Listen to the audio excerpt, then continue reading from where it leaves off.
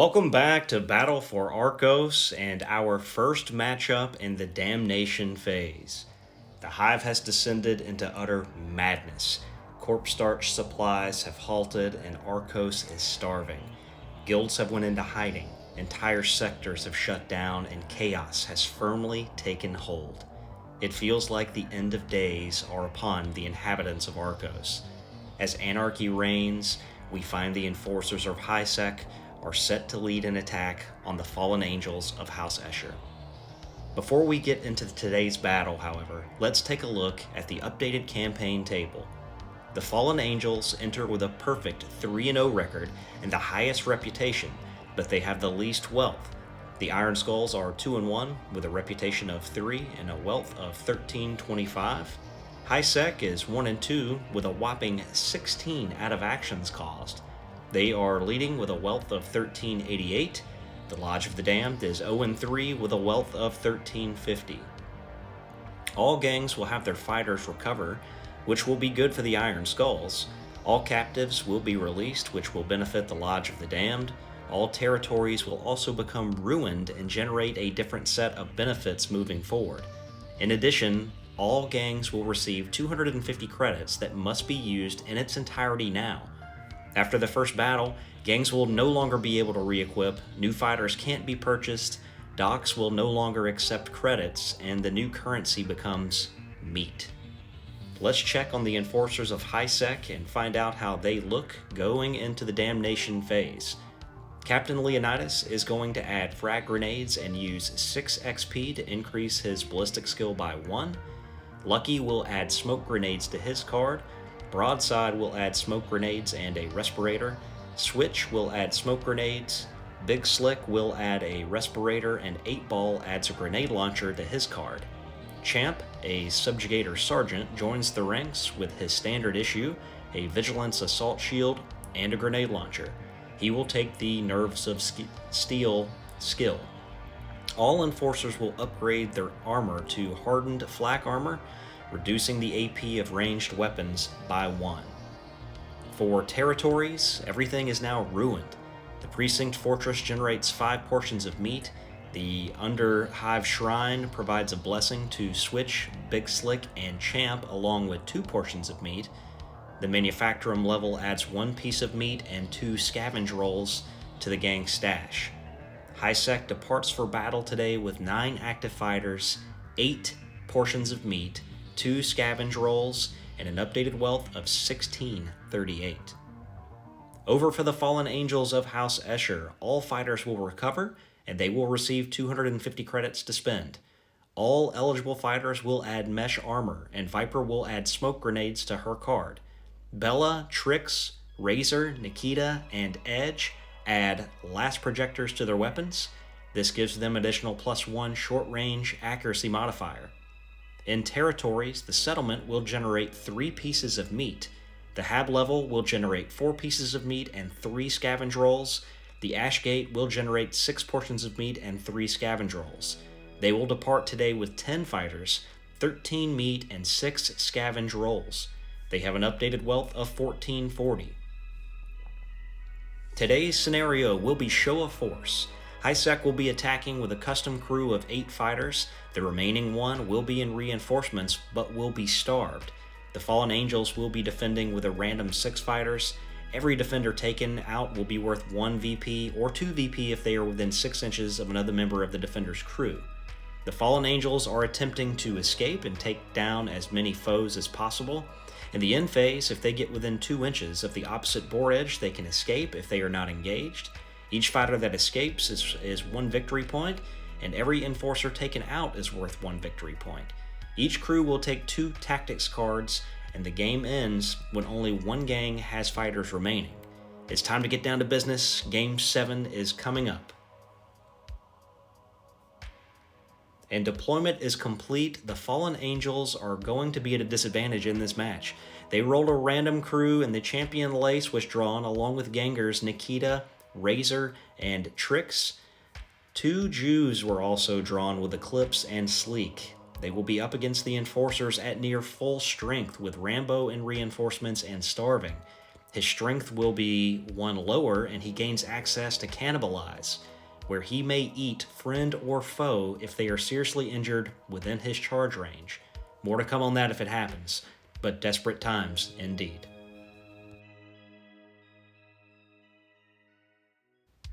Alright, prior to the turn, the Fallen Angels are going to play Stealthy Advance, a tactics card which allows them to move up to half their fighters for free. Nikita and Lace are going to move up to the door, and Eclipse on the right flank is going to make a move up as well, attempting to get out of line of sight of the Enforcer Sniper. Priority rolls for turn 1 going out. The Fallen Angels are going to be up first. And we are going to see Sleek open up with a double move here. She is moving to get out of line of sight from the Enforcer Sniper. Over for High-Sec, we will see 8-Ball. He is going to move ahead and use his second action to open the door. Then we are going to see Lace. She is going to use her first action to open a door and the second action to move behind this pillar, staying out of line of sight.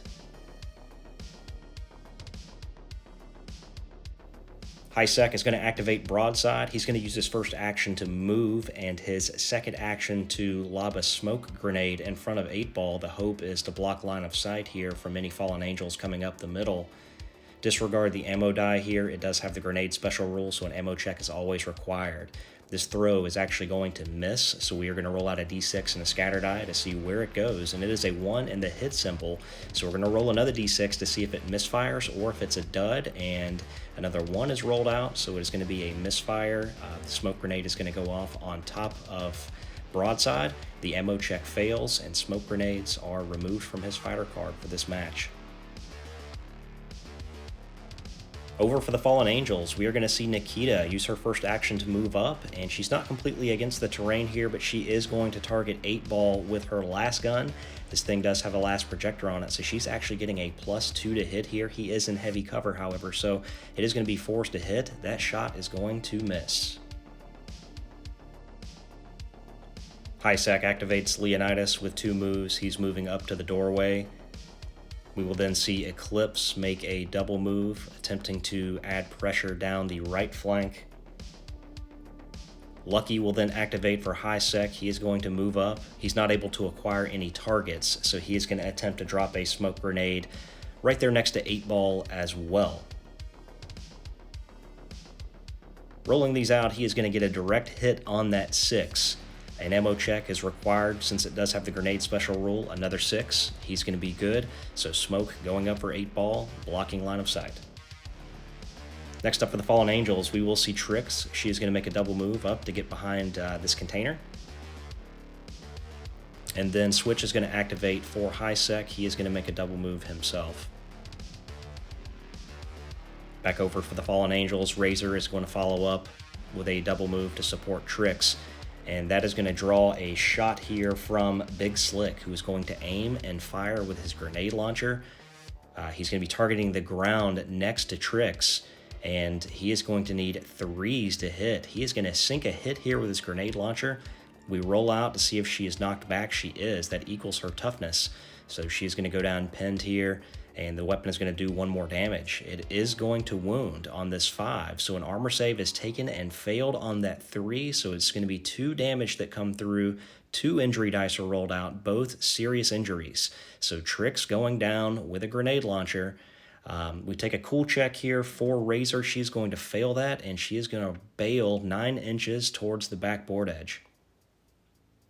Back over for High-Sec, Ice is going to make a double move to support Switch, and the rest of the moves belong to the Enforcers. Champ is going to make a double move, getting behind cover on High-Sec's left flank. So turn 1 in the books, we normally see a lot of movement, but some shots did ring out in the opening turn. Unfortunately for the Fallen Angels, Nikita could not connect with a shot against 8-Ball and missed. They do have the lucky shot card, but deciding to hold that. Trix took a grenade shot here, went down with a serious injury, and that also broke Razor. So the Fallen Angels started out outnumbered in this scenario, and it's not looking too good for them so far right now. We rolled a bottle test for them due to a serious injury, and they rolled a 6. And they started with 6 fighters, so that's a 7. They are going to bottle here, and they will be testing at the start of turn 2. An injury die will be rolled out for Trix. She is going to stay down with a serious injury. Priority rolls are going out for turn 2. The Fallen Angels will be up first. In the activation phase, Lace is going to hold down the middle, passing her cool check over to Nikita and to Sleek. Unfortunately for Eclipse on the right side, she is out of range. She fails her cool check and she's going to flee the battlefield. Razor does not rally. She flees as well. So that is going to be 2 victory points moving over to high sec.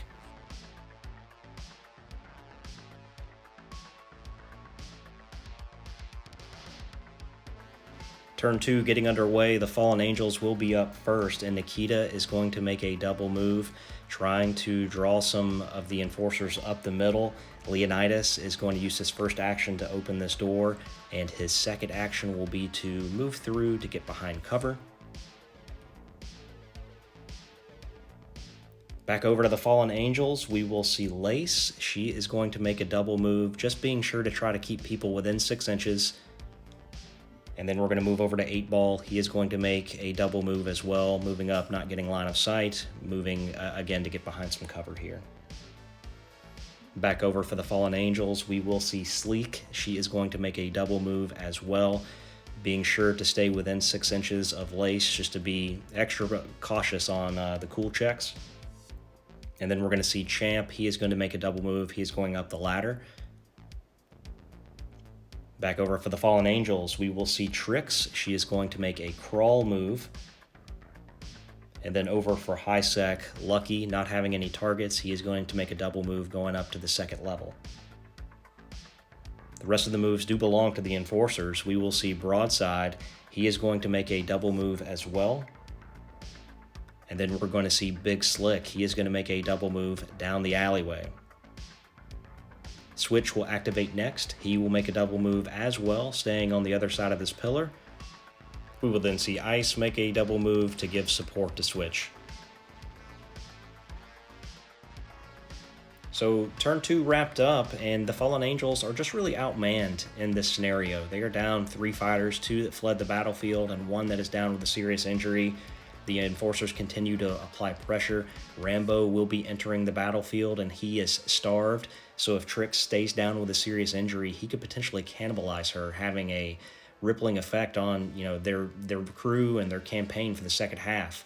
So we're going to be moving into turn 3. An injury die will be rolled out for Trix to see what happens.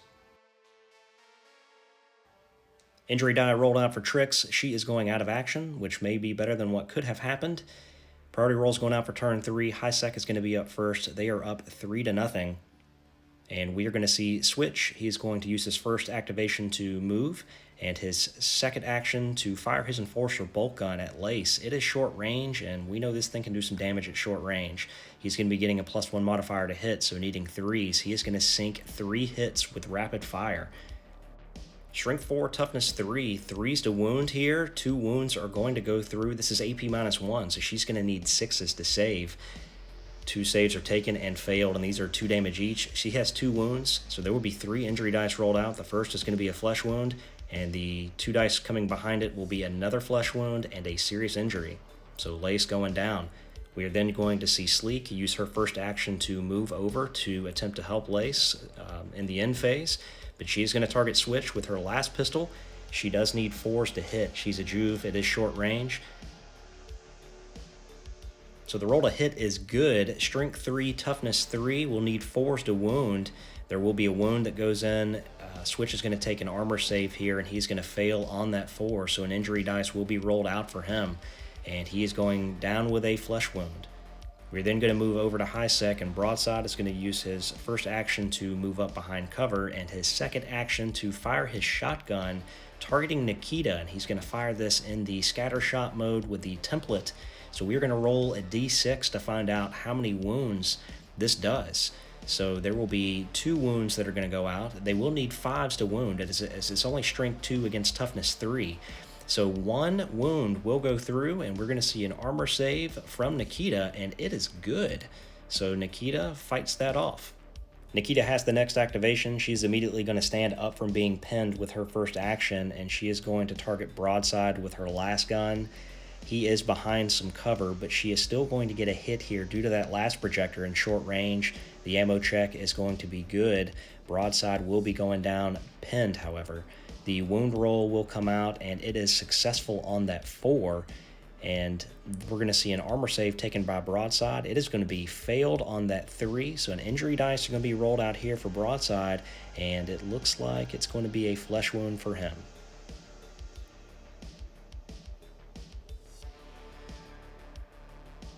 Final moves, we are going to see Ice. He is going to move around the corner here, and he is going to target Sleek with his Enforcer bolt gun. It is short range, so he is getting the modifier. He will hit on 3s. Enforcers still have the lucky shot card. He is going to sink a hit, 2 shots with rapid fire. Those are both going to do wounds, strength 4, toughness 3.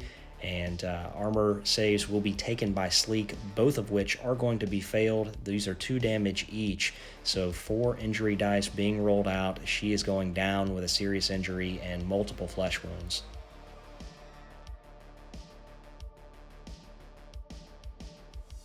Leonidas activates next, getting over this barricade, only getting a 4-inch move due to it, but it does bring him within a 6-inch range of Nikita. He is going to pull out his stub gun and fire at her, hitting on anything but 1s due to being short range and his newly improved ballistic skill. That is going to get a hit. Nikita is going to go down pinned. Strength 3, toughness 3. We're going to see a wound on a 6. Armor save is going to be failed with that 3, so an injury die will be rolled out for Nikita, and she is going down with a serious injury as well.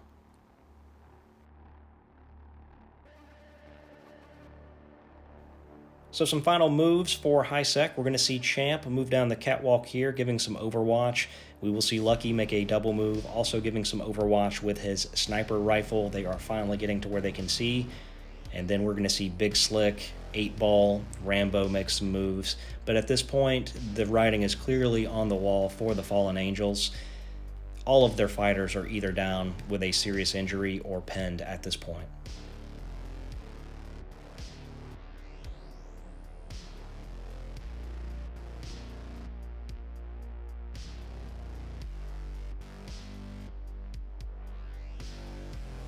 All right, wrapping up turn 3, we are going to see some injury dice rolled out. We are going to see if Lace is going to roll back over with a flesh wound to attempt to get her template weapon out with poison. She's going out of action, however. We are also going to roll for Sleek. She is staying down with a serious injury. And then over rolling for Nikita. Nikita is going to roll out, and she is going out of action as well. So seeing those results in the end phase, the Fallen Angels obviously going to be fleeing with the 1 fighter they have left on the battlefield. The High Sec Enforcers are going to take a 6-0 victory today. Post-game coming right up.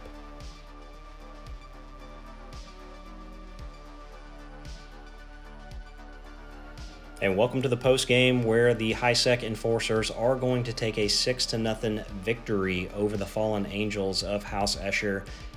That game we knew was going to be difficult for the Fallen Angels, and I am sorry, Escher players. I was playing the Escher Force, and I honestly thought that I had them in good positions. I thought normally for that scenario, I would spread people out because obviously if they get killed within a proximity of another fighter, then it's another victory point to the attacker.